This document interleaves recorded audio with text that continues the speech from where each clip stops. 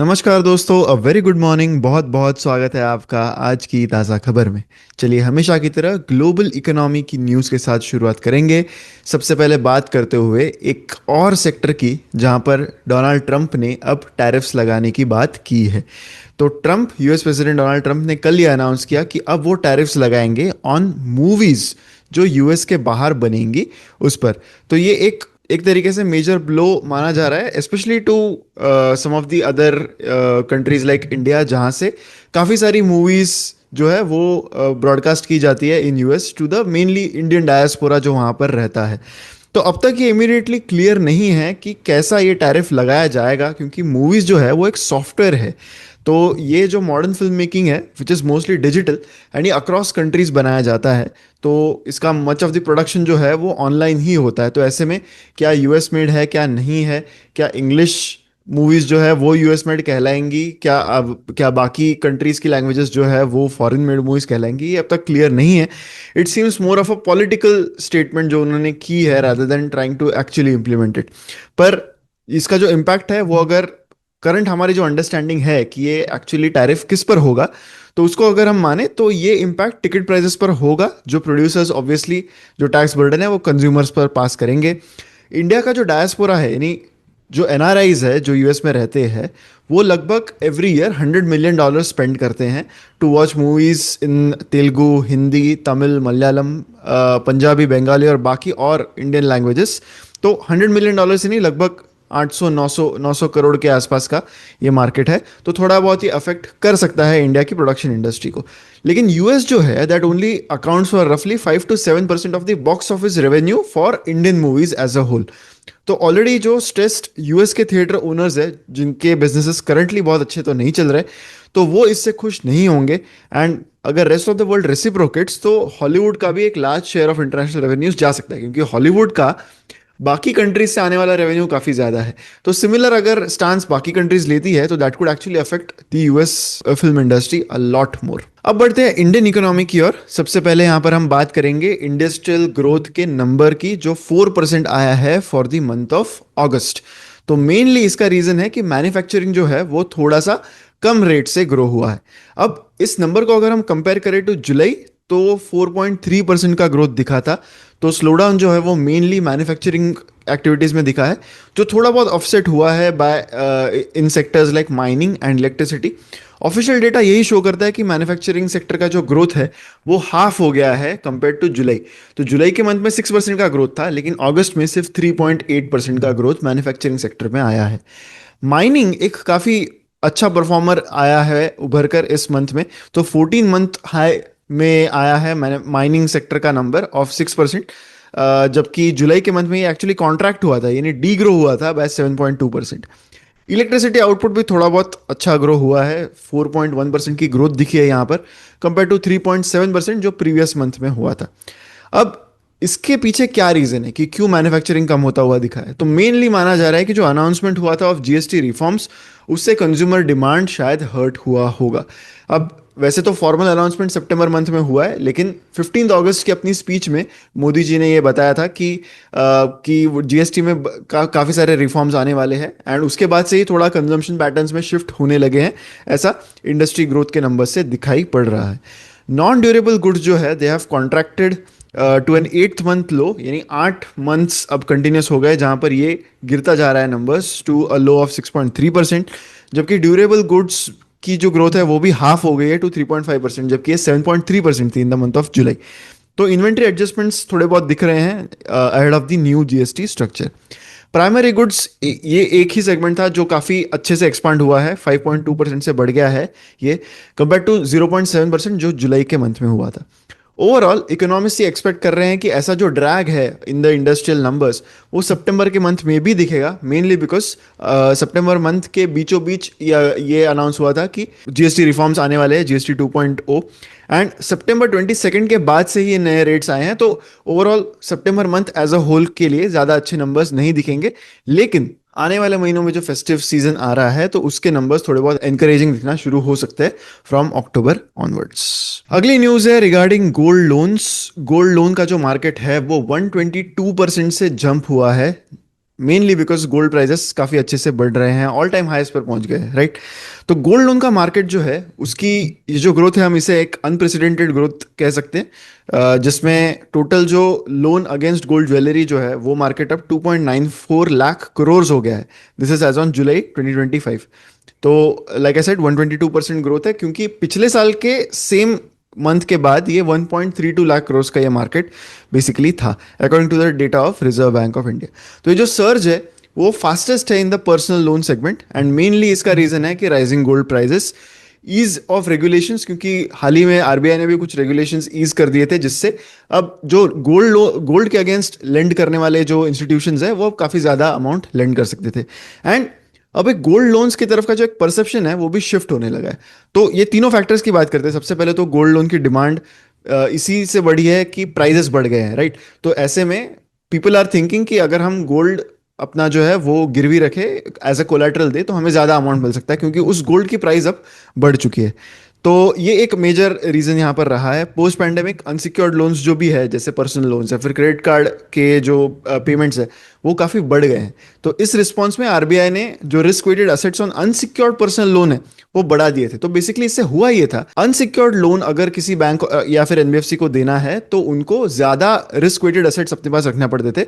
Basically उनका capital अब unsecured loans की तरफ कम जाने लगा था। तो ऐसे में बैंक या एनबीएफसी यही सोचेंगे कि हम इजीली कैपिटल कैसे डिसबर्स कर सकते हैं या फिर इजीली लोन्स कैसे डिसबर्स कर सकते हैं। तो वो ऑब्वियसली गोल्ड लोन के थ्रू होने वाला था। इसके अलावा जो लोन टू वैल्यू रेशियो है वो भी आरबीआई ने रिसेंटली जो है उसको ईज कर दिया था। तो अब ज़्यादा लोन दे सकते हो आप compare to the value of gold जो आपने एज अ कोलैटरल रखी है।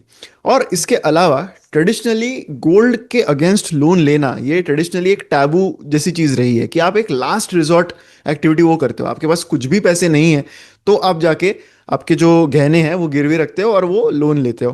पर अब धीरे धीरे जो हैबिट्स है in urban millennials and semi urban working class जो बोरोवर्स है, वो अब गोल्ड लोन्स को देख रहे हैं कि एक कन्वीनियंट या फिर एक ट्रेंडी वे है to fund your aspirations, to fund your purchases. तो बीट फॉर वेडिंग, बिजनेस और फॉर एजुकेशन। तो उस वजह से वो जो एक स्टिग्मा है attach to taking loans from gold वो भी कम होता हुआ नजर आ रहा है। तो ये सारी चीजें हैं जिस वजह से गोल्ड लोन्स जो है वो काफी बढ़ रहे हैं। ड्रॉबैक्स इसके काफी हो सकते हैं। एक तो ये होता है कि रिस्क ऑफ गोल्ड लॉस होता है, यहाँ पर हायर रेट्स होते हैं for high risk borrowers, and obviously price अगर डिप होती है गोल्ड की, क्योंकि still it is very uncertain कि गोल्ड की जो प्राइस है उसकी मूवमेंट ट्रेजेक्टरी कैसे होगी। तो अगर गोल्ड में काफ़ी बड़ी प्राइस करेक्शन आती है तो इससे लेंडर्स का जो लोन टू वैल्यू है वो काफ़ी हिल जाएगा। It will become a very big problem for NBFCs और लेंडर्स जो मेनली गोल्ड लोन पर अपना बिजनेस चलाते हैं। अब बढ़ते हैं स्टॉक वाइज न्यूज़ की ओर। सबसे पहले हम बात करेंगे about joint venture by Kaynes Semicon and UST, जो एक अमेरिकन कंपनी है, जिन्होंने ये डिसाइड किया है to set up a 3,330 crore OSAT यानी outsource semiconductor assembly and testing plant in Gujarat के साणंद में ये प्लांट लगाया जाएगा। तो ये इन्वेस्टमेंट के बाद अब एक डीपर कोलैबोरेशन का पाथ जो है वो ओपन हो गया है between UST and Kaynes Semicon in driving innovation across electronics, electric vehicles, renewables. तो ये सारे सेगमेंट्स में बेसिकली केन्स ऑलरेडी अपना मार्केट शेयर बना चुका है, एंड यहाँ पर ये एक मेजर कोलैबोरेशन है क्योंकि यूएसटी जो है उसका एक वर्ल्ड वाइड प्रेजेंस है, एंड एग्जिस्टिंग उनका जो सेमीकंडक्टर क्लाइंट बेस है, इससे ये जो कंपनी है ये केन्स के लिए एक काफ़ी इंपॉर्टेंट पार्टनर यहाँ पर बनता हुआ दिख रहा है। तो इससे नए अपॉर्चुनिटीज आएंगे to make new customers and leverage the benefit of Indian assembly and testing. ये फायदा यूएसटी को भी यहाँ से होगा। तो ये जो पार्टनरशिप है ये एडवांटेज लेगी यूएसटी के डिजिटल इंजीनियरिंग की, एआई ड्रिवन प्रोसेस इंप्रूवमेंट्स की and real time data analytics की, जिससे ये जो जेवी है वो काफी अच्छे से स्केल हो सकती है। केन्स सेमिकॉन जो है वो 2008 में incorporated wholly owned semiconductor subsidiary है केन्स टेक्नोलॉजीज की, जो लिस्टेड कंपनी है। अब केन्स सेमिकॉन इसके बदले में 27,000 ऑड कन्वर्टेबल प्रेफरेंस शेयर्स जो है वो ऑफर करेगा to UST, which is offering up to 10% share capital upon conversion. Tata Motors का JLR is going to return to manufacturing after the cyber attack. I am sure आपको पता होगा इसी month के स्टार्ट में जो टाटा मोटर्स की जेएलआर फैसिलिटी है उस पर एक मेजर साइबर अटैक हुआ था अर्लियर दिस मंथ। तो टाटा मोटर्स जो अपनी सब्सिडरी जेएलआर के थ्रू ब्रिटेन में बेसिकली 3 उनके प्लांट्स है, मेजर प्लांट्स, जहां पर वो 1,000 कार्स पर डे प्रोड्यूस करते हैं। लेकिन ये जो साइबर अटैक था ये इतना मेजर था कि अब तक प्रोडक्शन है वो वापस शुरू नहीं हो पाया है, and the company is losing 50 million pounds a week according to BBC.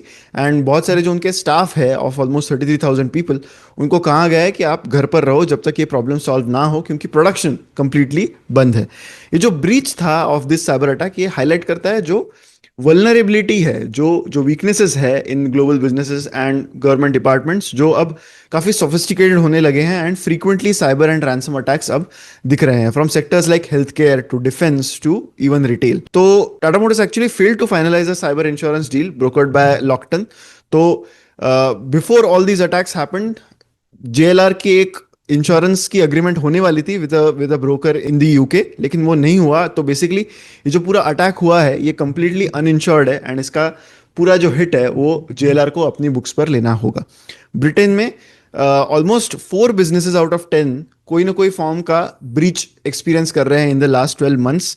तो इसमें काफ़ी बड़े companies like Marks and Spencers and Co-op जैसे जो कंपनीज है जो यूके में सुपरमार्केट चेन है, तो वो भी इसके विक्टिम्स हुए हैं। ब्लू डार्ट एक्सप्रेस लेने वाला है shipment hike by 9 to 12% from 1 January 2026। ये जो इंक्रीज है, ये जो प्राइस हाइक है, ये वेरी करेगा depending on the product factors and her customer का शिपिंग प्रोफाइल। तो कंपनी ने कहा है कि ये जो एडजस्टमेंट है that follows there annual review of pricing structure. तो उनका कहना है कि बहुत सारी चीज़ों के लिए उनको अपना जो स्टैंडर्ड है of speed, of reliability and customer centric solutions देने का, specially in times of inflationary pressures, ये सारी चीज़ें मेंटेन करने के लिए बेसिकली उनको ये जो प्राइस हाइक है वो लेना पड़ेगा। अब यहाँ पर इंटरेस्टिंग चीज़ ये भी है कि लेटेस्ट जो जीएसटी कट्स हुए थे उसमें फ्रेट का जो रेट है वो स्लैश कर दिया गया है टू 5%। तो इससे जो जीएसटी था ऑन ट्रक्स एंड बसेस वो भी कम हो गया from 28% to 18%। And third party insurance जो है ऑन गुड्स कैरेज वो भी 12% से 5% हो गया था। तो बेसिकली यहाँ पर प्राइस पास ऑन करने की जगह कंपनी जस्टिफाई कर रही है कि उनके कुछ इश्यूज है, उनके कुछ कॉस्ट के प्रॉब्लम्स है, जिस वजह से उनको यहाँ पर प्राइस हाइक्स लेनी पड़ेगी। I think it's not just limited to Blue Dart, या फिर मैं ब्लू डार्ट को यहाँ पर सिंगल आउट करने की कोशिश नहीं कर रहा हूँ, बट हो सकता है कि यही ट्रेंड हमें आगे देखने मिले जब भी बाकी सारे जो सेगमेंट्स हैं वहाँ पर भी instead of passing on the benefit of GST to the customer, हो सकता है कि कंपनीज इसको एक अपॉर्चुनिटी की तरह यूज करे टू शोर अप देयर मार्जिन्स। तो यहाँ पर ऑब्वियसली उन्होंने रीजंस बताए हैं कि उनको ये सारी चीज़ों के लिए करना है, but of course we know how to understand these things. तो जो जनरल प्राइस इंक्रीज है उससे कंपनी का कहना है कि इससे वो एडवांस टेक्नोलॉजी में और इन्वेस्ट कर पाएंगे, greener logistics, network expansion and customer experience थोड़ा सा बेटर कर पाएंगे। ड्रग मेकर वॉकहार्ट जो है वो कल ऑलमोस्ट 15% से भी ज़्यादा रैली किया था, क्योंकि यूएस गवर्नमेंट ने कल थोड़ा सा क्लैरिफिकेशन दिया जो उनके फार्मा रिलेटेड टैरिफ्स है उस पर। उन्होंने ये क्लैरिफिकेशन दिया कि फार्मा के जो इंपोर्ट्स होंगे विथ नेशंस जिनके साथ उनकी पैक्ट साइन हो गई है, तो उन पर टैरिफ्स नहीं लगाया जाएगा। तो ऐसे में वोकहार्ट जैसी कंपनी को क्यों फायदा हुआ, क्योंकि वोकहार्ट के बहुत सारे यूरोपियन ऑपरेशंस हैं। यूरोप तो ये बेसिकली जो रिलीफ है वो मेनली यूरोपियन यूनियन और जापान को मिली है। तो इससे वोकहार्ट के जो यूरोप बेस्ड फैसिलिटीज़ है उनको बहुत बड़ा फायदा हुआ है। रिसेंटली उन्होंने एक फ्रेंच फर्म को अक्वायर किया था जिनकी यूरोप में फैसिलिटीज़ है, एंड इनका overall US, UK, Ireland, Switzerland, Mexico, Russia, ये सारे कंट्रीज में काफ़ी मेजर प्रेजेंस है। तो वोकहार्ट का यहाँ पर सिग्निफिकेंट प्रेजेंस है, एंड इंडिया में भी है काफ़ी सारा प्रेजेंस, बट नियरली 78% जो उनका रेवेन्यू है वो इंटरनेशनल बिजनेस से ही आता है। एंड बिकॉज उनका यूएस पर डिपेंडेंसी था एंड अब उनको ये रिलीफ दे दी गई है, इस वजह से ऑब्वियसली इनके स्टॉक प्राइस में काफ़ी रैली देखने को मिली है। Wockhardt is among the top 3 Indian generic companies in UK and 6th largest generic supplier है in retail and hospital channel in Ireland. Bharat Electronics को एडिशनल डिफेंस ऑर्डर्स मिले हैं कल ऑफ ऑलमोस्ट 1092 करोड़। तो नवरत्न डिफेंस पीएसयू है भारत इलेक्ट्रॉनिक्स लिमिटेड, जिनके ये additional orders आए हैं। तो पिछला डिस्क्लोजर इन्होंने 16 सितंबर 2025 को दिया था, उसके बाद ये एक मेजर डिस्क्लोजर में उन्होंने बताया कि ऑलमोस्ट 1000 करोड़ के नए ऑर्डर्स उनको मिले हैं। अब जो ये लेटेस्ट कॉन्ट्रैक्ट है ये कवर करता है wide range of defence requirements including electronic warfare system upgrades, defence network upgrades, tank sub systems, TR modules, communication equipment. तो ये सारी चीज़ें इसमें कवर्ड है, इवन इलेक्ट्रॉनिक वोटिंग मशीन इसमें कवर्ड है। 1 अप्रैल की अगर बात करें तो तब बीएल की जो ऑर्डर बुक थी वो stood at 71,000 crore, and since the new financial year जो बीएल ने अब तक ऑर्डर इनफ्लोज डिस्क्लोज किए हैं वो लगभग 27% है of its overall inflow guidance for the full year. तो फुल ईयर के 6 मंथ्स तो अब कंप्लीट हो गए, लेकिन अब तक सिर्फ 27% ऑर्डर्स ही इनको अब तक मिले हैं, जो भी उन्होंने फुल ईयर का गाइडेंस दिया था जो अराउंड 27,000 करोड़ का था। तो काफ़ी मेजर इनको अभी भी जो जो टारगेट है वो अचीव करने के लिए अभी भी there is still a long way to go. But defence में टिपिकली होता ये है कि लास्ट क्वार्टर जो होता है वहीं पर आपको मेजर ऑर्डर्स आते हैं, तो हो सकता है कि they might still be able to achieve their target. Next अब आते हैं हमारे बिलीव इट और नॉट सेक्शन पर, जहां पर हम बात करने वाले हैं Hyundai मोटर्स के बारे में। तो एक काफ़ी इंटरेस्टिंग एनालिसिस या कंपैरिजन हम कह सकते हैं about Hyundai motors I came across last week, so I thought that I should share on believe it और नॉट सेक्शन। तो कंपैरिजन है बिटवीन Hyundai मोटर्स इंडिया का वैल्यूएशन एंड Hyundai मोटर्स जो होल्डिंग कंपनी है उसका वैल्यूएशन। तो Hyundai motors India जो है that is somewhere around $25 billion company as per market cap, right. Hyundai motors जो उसकी होल्डिंग कंपनी है उसकी market cap around somewhere around 30 billion के आसपास है, राइट। आप देख सकते हो वैल्यूएशन गैप बहुत कम है दोनों दोनों कंपनीज में। $25 बिलियन वैल्यूएशन की Hyundai मोटर्स इंडिया है एंड $30 बिलियन की Hyundai मोटर्स होल्डिंग कंपनी है। जो इंडिया बिजनेस है Hyundai मोटर्स का, वो कंट्रीब्यूट करता है सिर्फ 6% to their global revenue. Hyundai motors जो होल्डिंग कंपनी है उसका सिर्फ 6% Hyundai मोटर्स इंडिया लाता है, एंड दोनों के वैल्यूएशंस लगभग सेम है। So that is an indication कि ऑटो में, ऑटो सेक्टर में, या फिर हम कह सकते हैं specially in this particular case, कितना बड़ा वेरिएशन है इन द वैल्यूएशंस। क्योंकि Hyundai मोटर्स लिस्ट हुई थी लगभग 25 के पी पेयर, उसके बाद आईपीओ होने के बाद भी the stock has rallied almost 70% since the IPO has happened. तो हम ऐसी चीज़ें देखते रहते हैं, एंड ऑब्वियसली हम हमेशा ही देखते हैं कि इंडिया का जो बिजनेस होता है उसको हमेशा एक प्रीमियम वैल्यूएशन मिलता है। बट ये gap of premium valuation right now is quite massive, क्योंकि दोनों कंपनीज के वैल्यूएशंस ऑलमोस्ट सेम है, and Hyundai motors India is contributing only 6% to their global revenues. तो काफ़ी इंटरेस्टिंग सी चीज़ मुझे ये लगी, and I thought that I should share with you on believe it और नॉट। इसी के साथ हमारा वीडियो यहीं पर खत्म होता है। हमारी वेबसाइट investYajna.in को विजिट करना मत भूलिए। काफ़ी अच्छे ऑफर्स हैं यहाँ पर हमारे प्रोडक्ट्स पर, स्टॉकोमीटर प्लस, फंडोमीटर एंड मॉडल पोर्टफोलियोज पर आपको 50% का डिस्काउंट मिल सकता है अगर आप MP50 ये कूपन कोड यूज़ करें। तो मैं आशा करता हूँ कि आप ज़रूर हमारी वेबसाइट चेक करोगे, हमारे प्रोडक्ट्स देखोगे, एंड अगर आपको वो अच्छे लगते हैं तो आप ज़रूर उन्हें परचेज करोगे। 50% का डिस्काउंट आपको मिलेगा on using the coupon code MP50। ऐसे ही वीडियोस के लिए हमारे चैनल पर बने रहें। अगर ये वीडियो आपको अच्छा लगा है तो लाइक ज़रूर कीजिएगा एंड शेयर भी करें इस वीडियो को विद मैक्सिमम पीपल। ऐसे ही वीडियोस के लिए हमारे चैनल पर बने रहें। मिलते हैं अगले वीडियो में। Thank you so much.